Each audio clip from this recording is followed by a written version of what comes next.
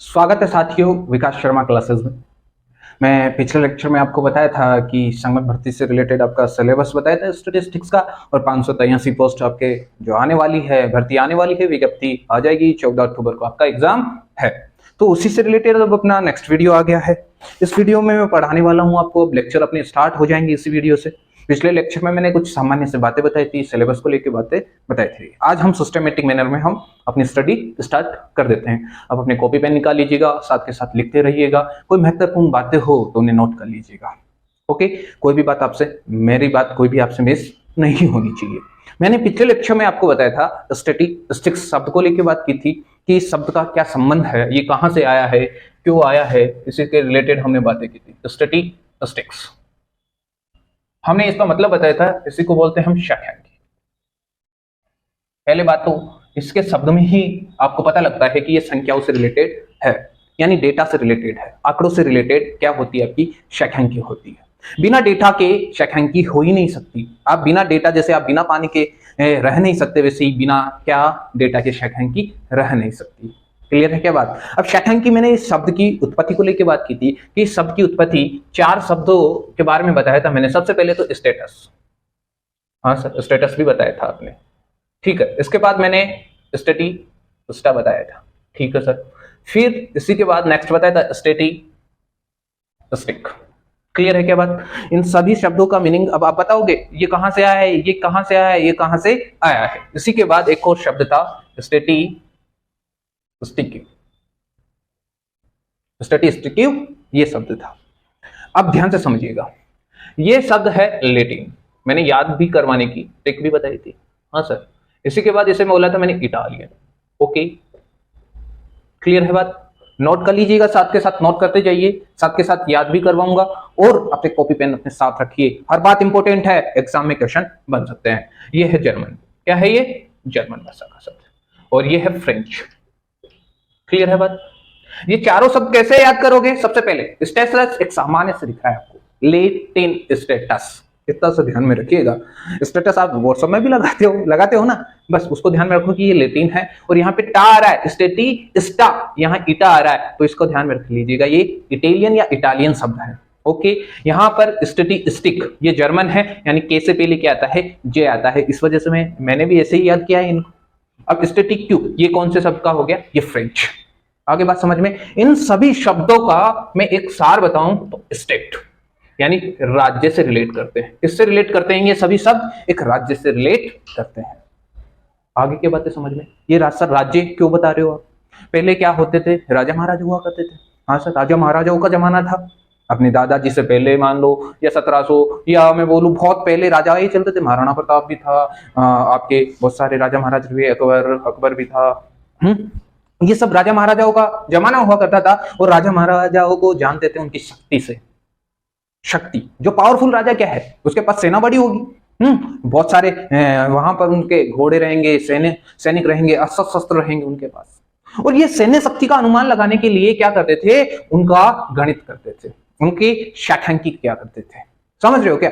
उसी से रिलेट करके ये स्टेट आया है, ठीक है। और ये चारों शब्द उसी से निकल के आए हैं, सैन्य शक्ति का अनुमान लगाना। वैसे तो स्टेट्स यानी सांख्यिकी का संबंध पहले एक राजनीतिक राज्य से लिया जाता था। It's refer to political state, ठीक है, यानी इसे क्या लिया जाता? राजनीतिक राज्य से लिया जाता था। ये क्या करते थे? ये वहां के आर्थिक यानी सामाजिक कल्याण, आर्थिकता के बारे में बातें किया करते थे। क्लियर है क्या बात? सामाजिक कल्याण ये सब किसमें आते थे? इसी में आते थे। इतनी बातें क्लियर होगी क्या? स्टेट द पॉलिटिकल स्टेट, यानी राजनीतिक राज्य से क्या रहता था? इनका संबंध रहता था। ये बात क्लियर हो गई। अब आगे चलूं मैं। अब आगे देखो, इसके प्रारंभिक काल को लेकर मैं बात करूंगा। किसको लेकर बात करूंगा? प्रारंभिक काल, यानी अर्ली टाइम को लेकर बात करूंगा, यानी अर्ली टाइम। अर्ली टाइम को लेकर क्या करने वाला हूं मैं? बात करने वाला हूं। अब ध्यान से समझना, बहुत इंपॉर्टेंट बातें बताने जा रहा हूं। सांख्यिकी का रिलेशन बता रहा हूं बहुत पहले से, यानी 400 ईसा पूर्व है। 400 ईसा पूर्व है, यानी मैं बात कर रहा हूं 400 ईसा पूर्व की। क्लियर है? 400 ईसा पूर्व है कौटिल्य, जानते हो कौटिल्य? इन्होंने क्या किया था? अर्थशास्त्र में जन्म और मृत्यु के क्या दिए थे? समंक। क्लियर है क्या बात? 400 ईसा पूर्व कौटिल्य ने अर्थशास्त्र में क्या दे दिए थे?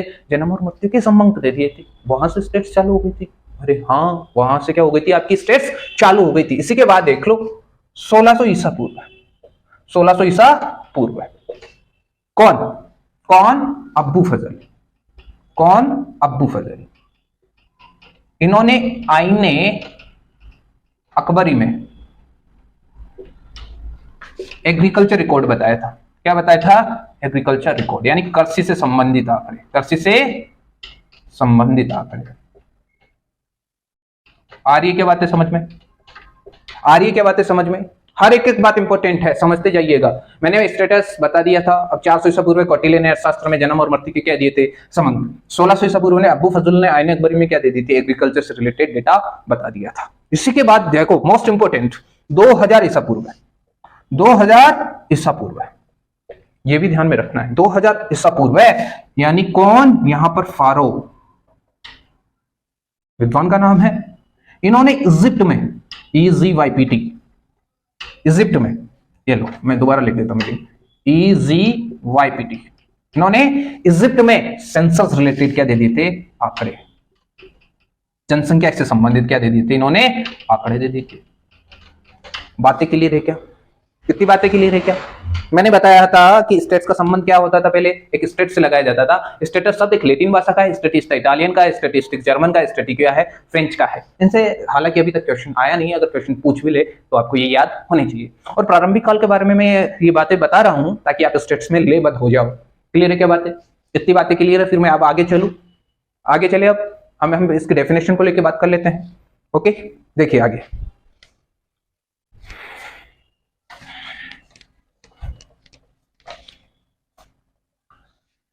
एक एक बात समझते जाइए और करते जाइए, ठीक है? अब देखिए आगे। अब मैं बात करता हूं डेफिनेशन को लेके। किसको लेके? डेफिनेशन, परिभाषा को लेके। अब इसकी परिभाषा को लेके ध्यान से समझिएगा, परिभाषा ध्यान से समझिएगा। स्टैटिस्टिक्स के बारे में बताया जाता है कि ये एक विधि या रीति है। ये विधि या रीति है, ये एक तकनीक है या विधि है, ये भी सुन लीजिएगा। ये विधि या रीति है जो मात्रात्मक समंकों के आधार पर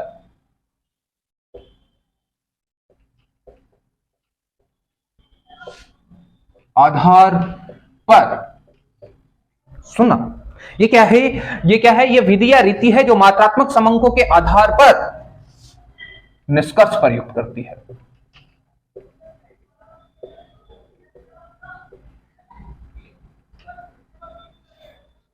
ये बात समझ में आ गई क्या? क्लियर है क्या बात? अब दूसरा देखो, दूसरी बात देखो। एक डेफिनेशन तो ये ले लीजिए आप, ये भी एक डेफिनेशन है ये, लेकिन मुझे अधूरी सी डेफिनेशन लगती है और इसी के आधार पर मैंने एक और डेफिनेशन ले लीजिए, यानी शैक्षणिक, पूर्व निश्चित उद्देश्य के लिए। आप तो लिख लो, पूर्व निश्चित उद्देश्य के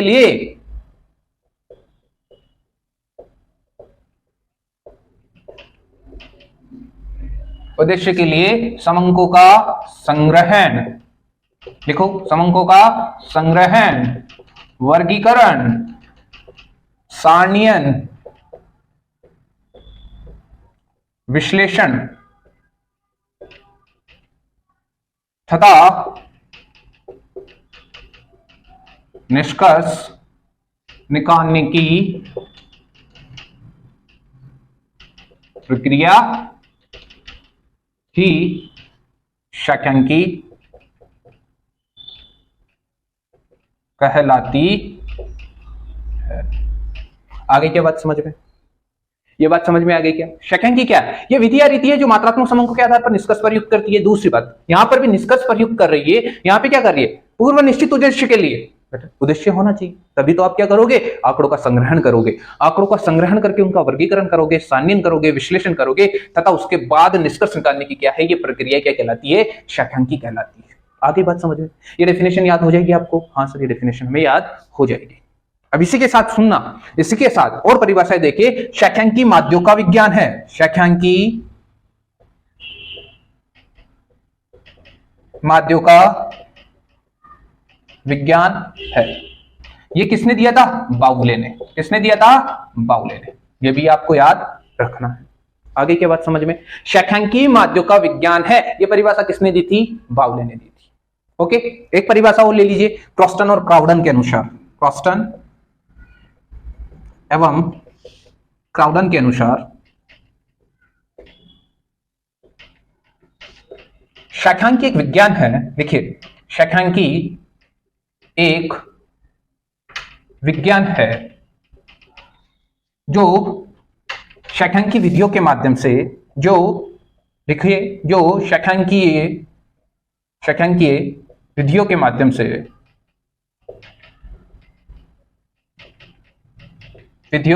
से, ध्यान से समझिएगा, क्रॉस्टन एवं क्राउडन के अनुसार शैखांकी एक विज्ञान है जो शैखांकीय विधियों के माध्यम से समंकों का एकत्रीकरण बोल दो, या संकलन बोल दो, या संग्रहण बोल दो। ठीक है, समंकों का एकत्रीकरण, वर्गीकरण, सारणीयन, ठीक है, एकत्रीकरण, वर्गीकरण, सारणीयन, विश्लेषण एवं परिणामों का या निष्कर्षों का, यहां पे ऐसे भी लिख सकते हो, निष्कर्षों का निर्वचन करती। यह परिभाषा भी आपको याद रखनी है। क्लियर है क्या बात? यह परिभाषा आपके आई हुई है एग्जाम में पूछी हुई परिभाषा यह है आपकी, ये एग्जाम में आ चुकी हुई परिभाषा है। शैखांकी माध्ययों का विज्ञान है, ये किसने कहा था? बाउले ने कहा था। क्रॉस्टन क्राउडन के अनुसार क्या है? शैखांकी विज्ञान है जो शैखांकी विधियों के माध्यम से समंकों का एकत्रीकरण, वर्गीकरण, सारणीयन, विश्लेषण एवं परिणामों का क्या करती है? निर्वचन करती है। बात क्लियर है क्या? ये डेफिनेशन आप राइट कीजिए, फिर मैं आगे चलूं। क्लियर है क्या बात? शैखांकी क्या है? ये विधि या रीति है जो मात्रात्मक समंकों के आधार पर क्या करती है? निष्कर्ष प्रयुक्त करती है। आगे डेफिनेशन, पूर्व निश्चित उद्देश्य के लिए समंकों का संग्रहण करना, वर्गीकरण करना, सारणीयन करना, विश्लेषण करना तथा निष्कर्ष निकालने की एक क्या कहलाती है? ये प्रक्रिया कहलाती है। शैखांकी क्या कहलाती है? प्रक्रिया कहलाती है। आगे बात समझ में, आंकड़ों का, समंकों का संग्रहण, समंकों यहाँ पे लिख लीजिएगा, का संग्रहण, वर्गीकरण, सारणीयन, विश्लेषण तथा निष्कर्ष निकालने की क्या कहलाती है? प्रक्रिया शैखांकी कहलाती है। शैखांकी माध्ययों का विज्ञान, ये बाउले ने कहा है। क्रॉस्टन क्राउडन के अनुसार शैखांकी एक विज्ञान है जो शैखांकी विधियों के माध्यम से समंकों का संग्रहण, वर्गीकरण, विश्लेषण, सारणीयन, विश्लेषण एवं परिणामों का क्या करती है? निर्वचन करती है। ये परिभाषा आपको क्लियर हो गई क्या? ओके, आगे चले, अब आगे चले। यस, ओके, आगे चलते हैं। लिख लिया आपने सभी ने? ठीक है, डेफिनेशन क्लियर? ओके, अब देखिए आगे। अब इसी डेफिनेशन को हम आगे बढ़ाते हैं और शैखांकी की कुछ बातें और बताते हैं हम आपको। स्टैटिस्टिक्स को हम एक वचन के रूप में भी देखते हैं और बहुवचन के रूप में भी देखते हैं। अब देखिए, शैखांकी को हम एक वचन के रूप में भी देखेंगे और किसके रूप में भी देखेंगे? बहुवचन के रूप में भी देखेंगे। क्लियर है? ध्यान से समझिएगा। शैखांकी को हम एक वचन के रूप में भी देखेंगे, एक वचन और बहुवचन के रूप में, यानी प्लूरल सेंस के रूप में भी देखेंगे, और हम सिंगुलर के बारे में भी बात करेंगे। यहां पर शैखांकी, यहां पर क्या है? शैखांकी का संबंध, यहां पर शैखांकी का संबंध वैज्ञानिक विधि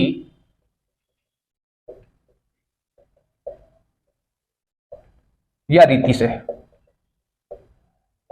क्लियर है? सुनिएगा, यहां पर क्या बोला है? शैखांकी का संबंध वैज्ञानिक विधि या रीति से है। दूसरी बात, शैखांकी का संबंध, शैखांकी का संबंध शैखांकीय माध्य से है।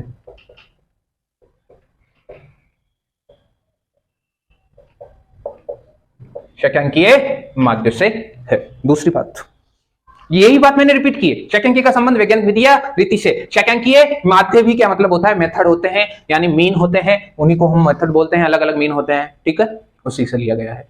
इसी को शैखांकी एक विज्ञान है। यहां पे लिखिए, शैखांकी एक विज्ञान है जिसमें आंकड़ों का संकलन बोल दो, संग्रहण बोल दो, एक ही बात है। आंकड़ों का संकलन बोल दो, संग्रहण बोल दो, एक ही बात है। शैखांकी एक विज्ञान है जिसमें आंकड़ों का संकलन, वर्गीकरण एवं सारणीय निर्वचन होता है, ये ध्यान रखिए, एवं निर्वचन होता है। ये एक वचन में मैंने 3 परिभाषाएं बताई अलग अलग, ये तीनों एक वचन में है। ध्यान से समझिएगा। शैखांकी का संबंध वैज्ञानिक विधि या रीति से, शैखांकी का संबंध शैखांकीय माध्य से भी लगाया जाता है। शैखांकी एक विज्ञान है जिसमें शैखांकी को आंकड़ों का संकलन, वर्गीकरण एवं निर्वचन होता है। ठीक है। शैक्षणिक वह है जिसमें आंकड़ों का संकलन और वर्गीकरण का एवं निर्वचन का विज्ञान भी होता है। ठीक है, क्लियर है क्या बात? यहां तक क्लियर है, कोई दिक्कत नहीं है। अब यहां पे देखिए बहुवचन, शैक्षणिक का संबंध समंकों से लिया जाता है। ध्यान से समझिएगा, शैक्षणिक का संबंध समंकों से लिया जाता है। शैक्षणिक का संबंध किससे लिया जाता है? समंकों से लिया जाता है। शैक्षणिक समंकों पर आधारित होती है। इसी को अपन ऐसा भी बोल सकते हैं, शैक्षणिक समंकों पर, शैक्षणिक समंकों पर आधारित होती है। समंकों से लिया जाता है, ये लिख लो आप, तो समंकों से लिया जाता है अथवा अंकीय मानों का समूह होता है जो एक दूसरे से संबंधित होती है, जो एक दूसरे से संबंधित होते हैं। क्लियर है? ये लिखते जाओ आप, एक दूसरे से संबंधित होते हैं। शैक्षणिक का संबंध समंकों से लिया जाता है अथवा अंकीय मानों के समूह से होता है जो एक दूसरे से संबंधित होते हैं। शैक्षणिक विधियां भी, यहां पे वो लिख लीजिएगा, शैक्षणिक विधियां भी समंकों पर आधारित होती है, समंकों पर आधारित होती है। ये एक एक पॉइंट आपको याद करने हैं, एक एक पॉइंट बहुत इंपॉर्टेंट है, ध्यान सुनिएगा।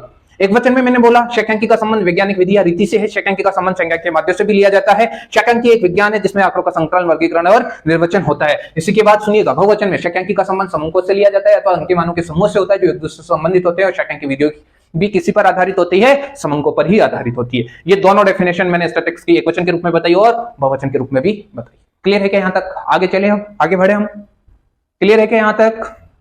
क्लियर है? अब सुनिएगा, मिटा दूं? ओके, अब आगे देखो। शैक्षणिक के जनक के बारे में बात करूं, जो स्टैटिस्टिक सबका प्रयोग सर्वप्रथम किसने किया था? सर्वप्रथम 1749 में एकेनबॉर्न ने किया था। किसने किया था? एकेनबॉर्न।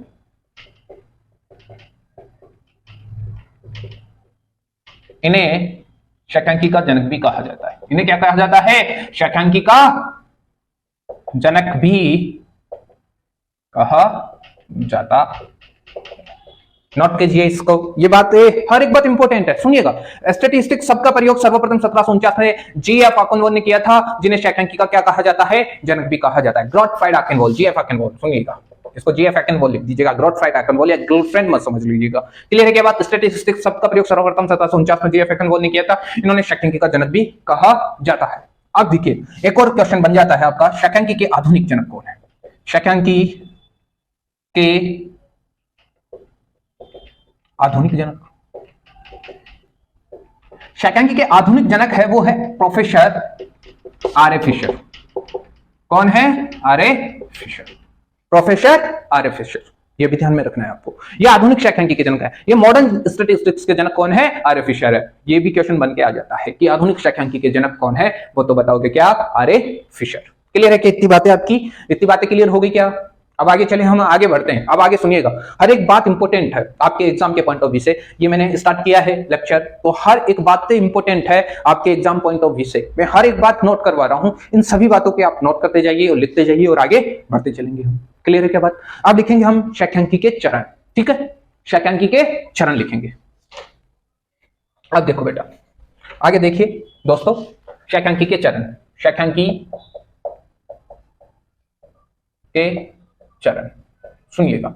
सबसे पहले फर्स्ट, आंकड़ों का संग्रहण होगा। क्या होगा? आंकड़ों का संग्रहण होगा। दूसरा, आंकड़ों का क्या होगा? वर्गीकरण।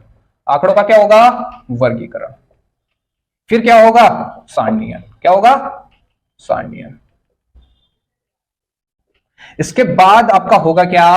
निर्वचन, विश्लेषण, जिसे बोलेंगे हम क्या? विश्लेषण।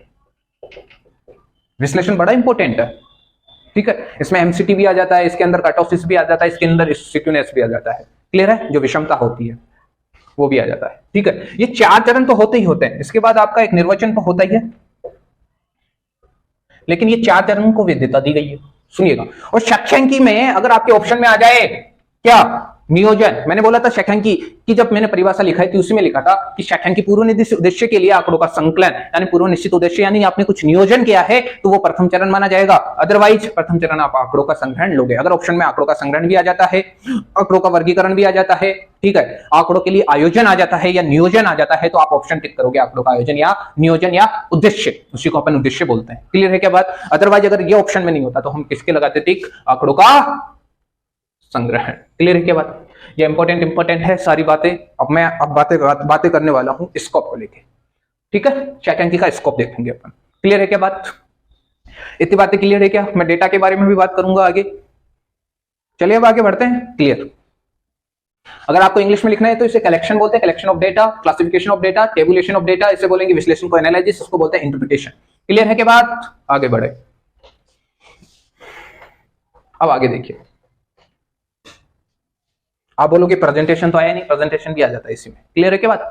प्रेजेंटेशन भी इसी का पार्ट हो जाता है, वर्गीकरण करते हैं तभी प्रेजेंटेशन आ जाता है। क्लियर है? अब देखो आगे, आगे देखिए, हम बात करते हैं, हम पहुंच गए थे क्या, हम तक चरण हो गए थे अपने कंप्लीट। अब आगे हम बात करेंगे किसको लेके, समंग को लेके। पहले समंग से पहले हम इसको पढ़ लेते हैं, स्कोप ऑफ स्टैटिस्टिक्स, शैक्षणिकी का दायरा। यहां पे लिख सकते हो आप शैक्षणिकी का दायरा, शैक्षणिकी का दायरा। शैक्षणिकी के दायरे के बारे में बात करूं तो हम इसके दायरे में, इसका एक तो नेचर आ जाएगा, प्रकृति, नेचर को बोलते हैं आप प्रकृति। क्लियर है क्या बात? इसी के दायरे में क्या आ जाएगा, सब्जेक्ट, विषय वस्तु, क्या आ जाएगी इसकी, विषय वस्तु, और इसकी लिमिटेशंस, क्या आ जाएगी इसकी, लिमिटेशंस, यानी सीमाएं। इतनी बातें क्लियर हो गई क्या आपकी? इतनी बातें क्लियर हो गई। नेचर यानी इसकी प्रकृति, कला और विज्ञान दोनों होती है, कला भी हो सकती है और विज्ञान भी, दोनों होती है। प्रकृति से क्या होती है, कला भी हो सकती है और विज्ञान भी हो सकती है। कला कैसे करना है, कैसे करना है, ये प्रश्न उठता है कला में। क्या करना है, ये उठता है विज्ञान में। क्या करना है, ये किसमें उठता है, विज्ञान में उठता है। बात क्लियर हो रही है क्या? क्या ऐसे करना है, कला का मतलब क्या होता है, किसी कार्य को विशिष्ट ढंग से करना, वही क्या है, आपकी कला है। मैं पढ़ा रहा हूं, ये मेरी कला है, आप पढ़ाओगे वो आपकी कला है। कितने कम समय में आप ज्यादा दे पाओ, वो भी एक क्या होती है, कला होती है। आप सर्वप्रथम जब खाना बनाते हो तो 3 घंटे लग जाते हैं, और आपकी मम्मी आधा घंटे में बना देती है, तो वो क्या हो गई, मम्मी की कला हो गई। आप भी सब्जी बनाते हो, आपसे सब्जी अच्छी नहीं बनती। अब एक हलवाई आता है आपके घर, वो सब्जी बनाता है, उससे सब्जी अच्छी बनती है। हलवाई को क्यों बुलाया जाता है, क्योंकि उसमें विशिष्ट ज्ञान है, विशिष्ट कला है। समझ रहे हो क्या? समझ रहे हो? किसी कार्य को विशिष्ट ढंग से करना क्या होता है, कला होती है। क्या करना है, इसका जवाब देती है विज्ञान। यानी क्रमबद्ध तरीके से हम चलते हैं तो यहाँ पे स्टैटिस्टिक्स आपकी चलती जाती है। यहाँ पे सब्जेक्ट यानी विषय वस्तु को लेकर बात करूं तो ये 2 तरह से होती है। एक तो डेस्क्रिप्टिव यानी वर्णनात्मक के रूप से, एक हो सकती है आपकी किसमें, इन्फ्रेंशियल, निष्कर्षणात्मक रूप से।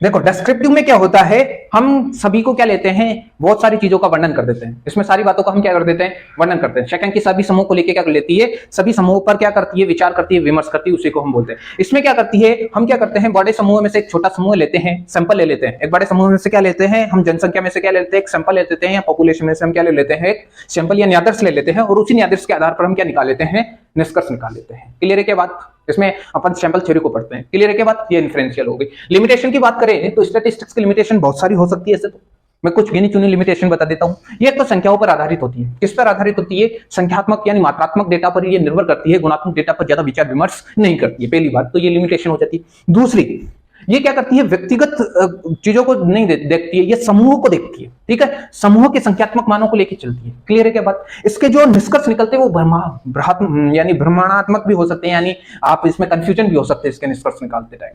क्लियर है क्या बात? ये इसके लिमिटेशन में आ जाते हैं। तो आपका स्कोप क्लियर है क्या? स्कोप क्लियर है तो अब आगे बढ़े, हम आगे बढ़ते हैं। क्लियर। अब हम बात करेंगे समंग को लेकर। ठीक है, हम पढ़ेंगे अब इसके चरण में जो पढ़ा थे हमने, क्लासिफिकेशन, लिमिटेशन है ये। अब ये हम नेक्स्ट वीडियो में पढ़ेंगे। आज का वीडियो आपको कैसा लगा, इसके ऊपर आप विचार कीजिएगा, विमर्श कीजिएगा, और मेरे चैनल को सब्सक्राइब कीजिए। मैं आऊंगा, हर एक पॉइंट आपको लिखवाऊंगा, ठीक है, और हर इंपॉर्टेंट बात आपके एग्जाम के पॉइंट ऑफ व्यू से वो आपको मैं बताने वाला हूं, तो ये ध्यान में रखिएगा आप। सबसे पहले चैनल को सब्सक्राइब कर दो, नोटिफिकेशन को ऑन कर दो, ताकि आपको रोज मेरी क्लास का क्या मिल जाएगा, नोटिफिकेशन मिल जाएगा। क्लियर है? तो आज के लिए धन्यवाद। विकास शर्मा क्लासेस में आपने समय दिया, इसके लिए बहुत बहुत आभार, धन्यवाद। देखते रहिए विकास शर्मा क्लासेस। नेक्स्ट वीडियो अगला हम कल के दिन आ जाएगा आपके पास। धन्यवाद।